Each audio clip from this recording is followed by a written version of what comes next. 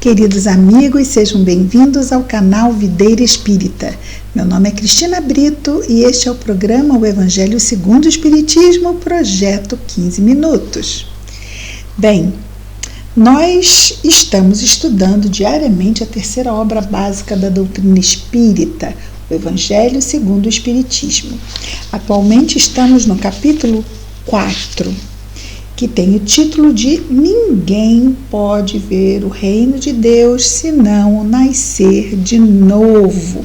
Palavras de Jesus.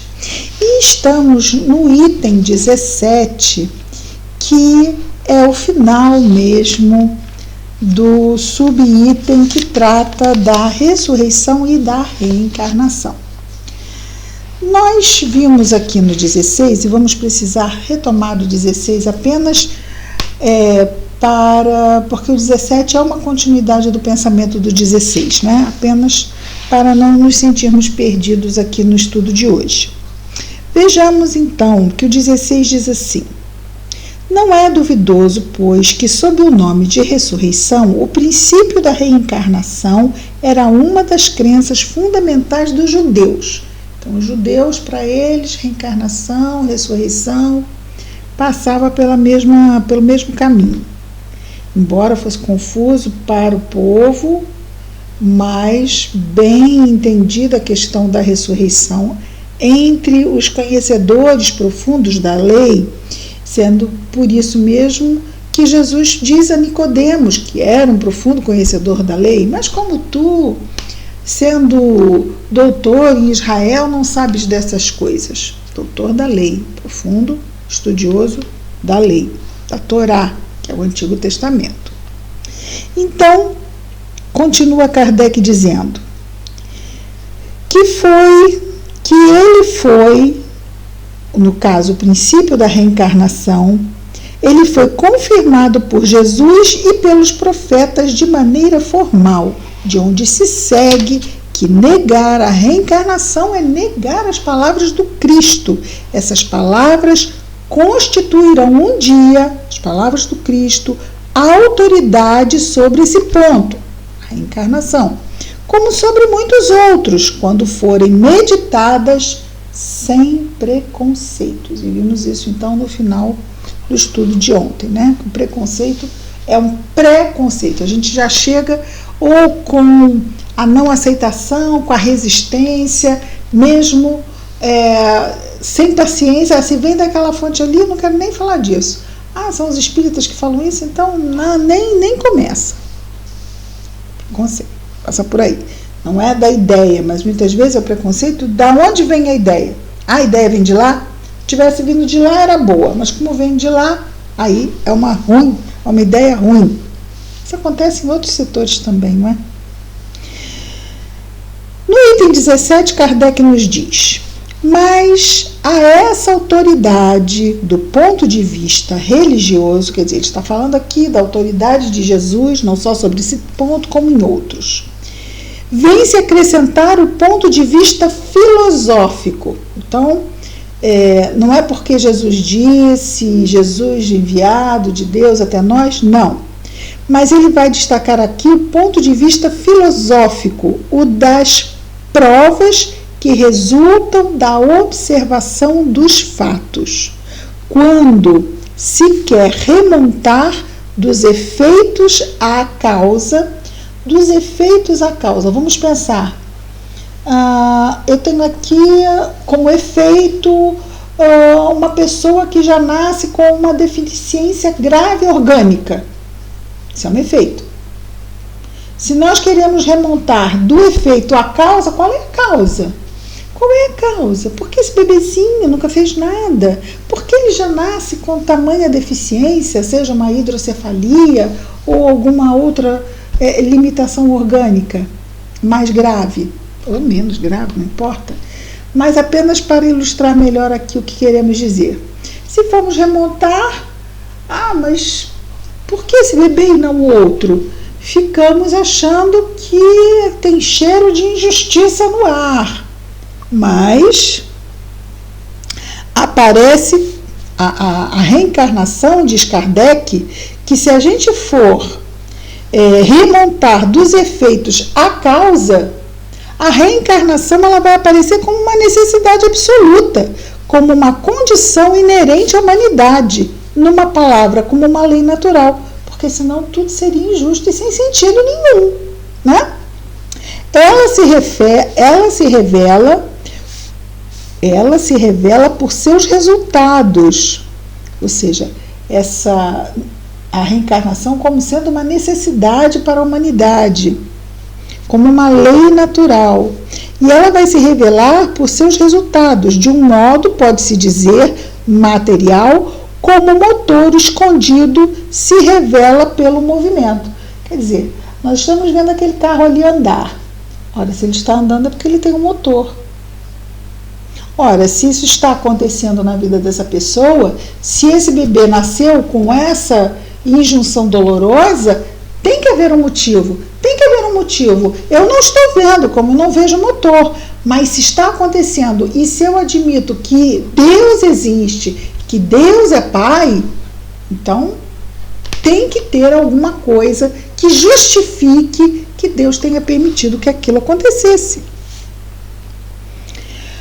Pode-se dizer assim, só ela pode dizer ao homem a reencarnação, de onde ele vem, para onde ele vai, por que está sobre a terra e justificar todas as anomalias e todas as injustiças aparentes que a vida apresenta. Nós nos valemos aqui da ideia de Deus. Mas o cientista, ele necessariamente não tem que acreditar em Deus.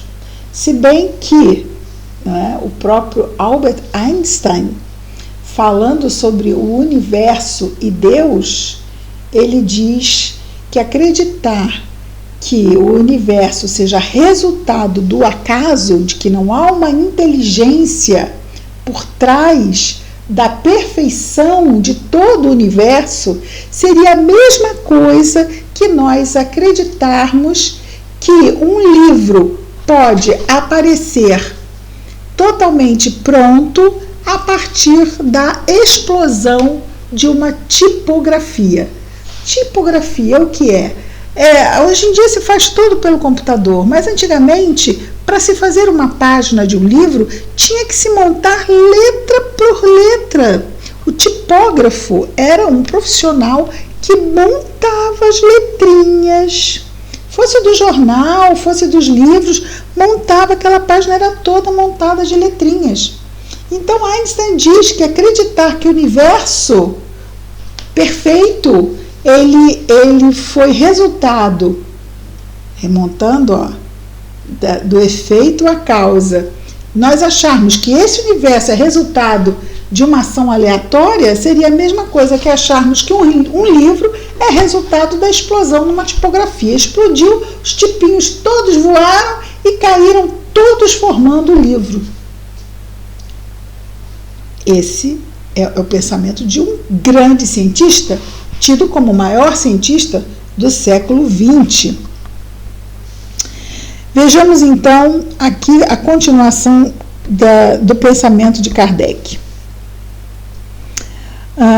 Só a reencarnação, pode dizer ao homem de onde ele vem, para onde ele vai, porque está sobre a terra e justificar todas as anomalias e todas as injustiças aparentes que a vida apresenta. Então, nós estávamos dizendo que nós somos pessoas que acreditamos em Deus, mas no futuro a ciência incontestavelmente, olha, eu acreditando em Deus ou não acreditando em Deus, está lá.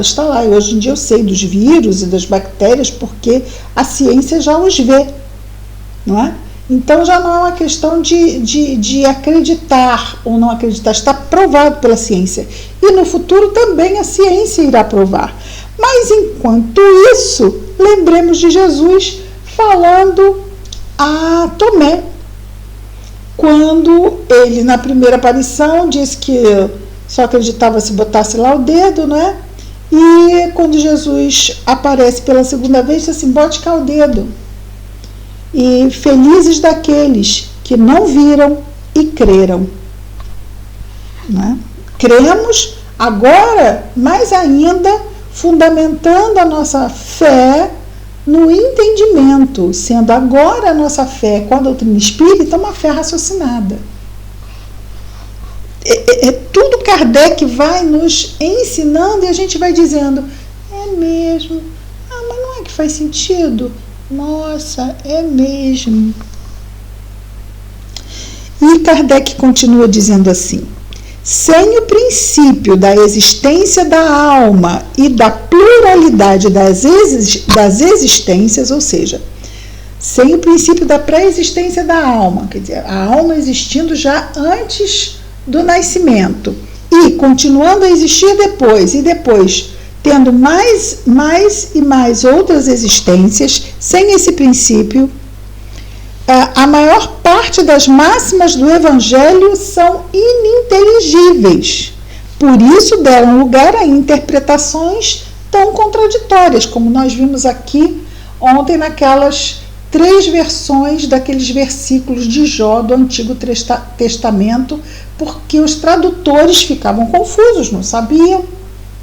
Os gregos, que sabiam da reencarnação e não lutavam contra essa ideia, fizeram lá a sua tradução fiel. Já os outros, um contestou, o outro colocou em forma de perguntas.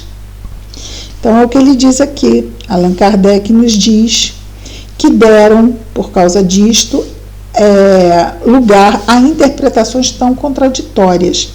Este princípio, a reencarnação, é a chave que lhe deve restituir as máximas do Evangelho. Então, a reencarnação vai restituir às máximas do Evangelho o seu verdadeiro sentido.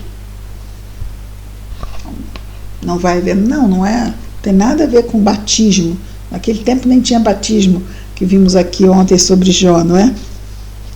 E Jó é Antigo Testamento, nem estamos falando do Evangelho. Aqui Kardec coloca, não é?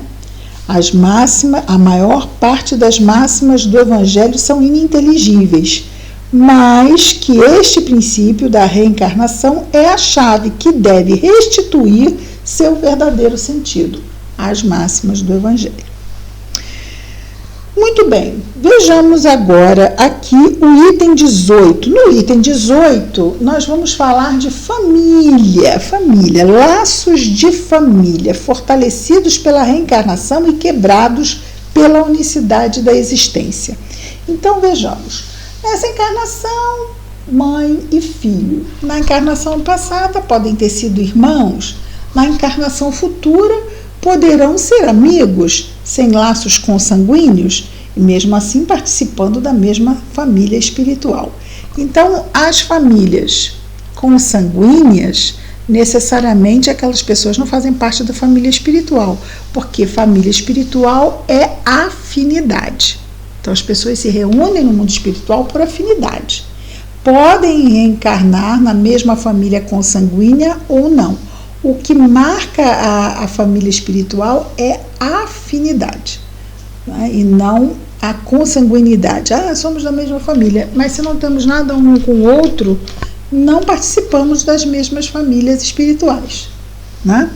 E no futuro, vamos continuar reencarnando até, né, que todas as famílias espirituais se tornem a grande família universal. É o que vai acontecer no futuro, não é? Porque vamos aprender a amar como Jesus amou. E nesse amor sentiremos o peso da verdade de que somos irmãos. Esse é o verdadeiro elo que nos une, porque Deus é Pai e nós somos todos irmãos uns dos outros. Então, amar como Jesus amou é esse amor fraternal, a fraternidade universal. E é isso que nós estamos aprendendo. Os laços consanguíneos, eles são temporários, não é? Porque estão ligados à reencarnação. Se houver afinidade, perduram-se os laços na família espiritual. Se não houver afinidade, não fazemos parte da mesma família espiritual, mas um dia no futuro faremos, porque haverá apenas uma única família. Seremos todos da grande família dos filhos de Deus e viveremos, então, enfim, como irmãos que muito se amam. Amanhã, então, começaremos o item 18, que é sobre esse novo subtema que fala sobre reencarnação e família. Ficamos hoje por aqui. Até amanhã, muita paz a todos e voltaremos amanhã com o projeto 15 Minutos, o Evangelho segundo o Espiritismo. Até amanhã.